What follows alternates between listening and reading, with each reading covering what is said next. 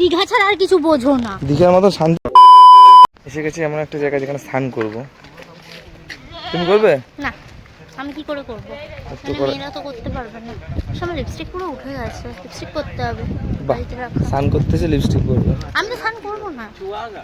কোথায় স্নান, এখন স্নান করতে পারবো কিনা আমি জানি না, আমার প্যান্ট জামা কিছুই নেই। এখন দেখা যাক স্নান করতে। আমার সবই আছে, কিছুই নেই। ব্যাগে আছে, বাড়িতে করবে। আরে হাফ প্যান্ট ধরে আছে, ওই জন্য বলেছিলাম একটা হাফ প্যান্ট আনতে। বড়দের কথা না শুনতে হয়। বয়সে ছোট হতে পারি, এক্সপেরিয়েন্সে করবো। দেখ আমার সামনে মোটামুটি এসে গেছে। যাওয়া যাবে ওপারে?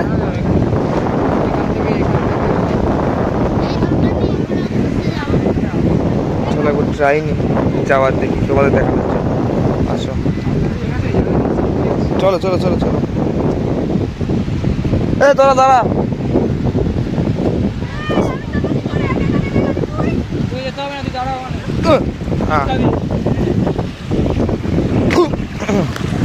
দেখো এই জায়গাটা, জলটা দেখো। ও পরিষ্কার। এ তোমরা আসতে পারবে না গো। ওরাও আসবে নাকি এখানে সবাই? হ্যাঁ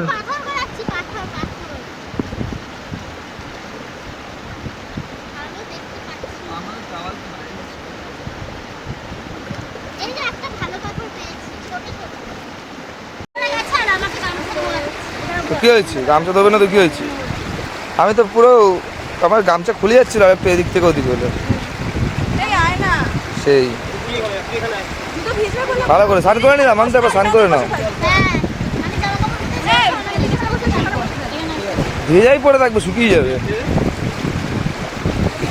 মাম্মাম ভালো, আমি একটু স্নান করতে পারলে ভালো হতো। কিন্তু আমি মোটামুটি আসার পর এই একটা জায়গায় আর বিভূতিভূষণ বন্দ্যোপাধ্যায়ের বাড়িটা দেখার পর একটু শান্তি পেলাম। তবে এখন যে দীঘার ট্যুরটা করবো, দীঘায় যেতে হবে, শান্তি এইটুকুনি করে পোষালো না। সেই তুমি চুপ করো, দীঘা ছাড়া আর কিছু বোঝো না। দীঘার মতো শান্তি কোথায় পায়? চুপ করো, এত সুন্দর সুন্দর। ওই দেখো ঝর্ণা, ওই যে ঝর্ণা। হ্যাঁ, কোথায় ঝর্ণা? ওই যে জল পড়ছে।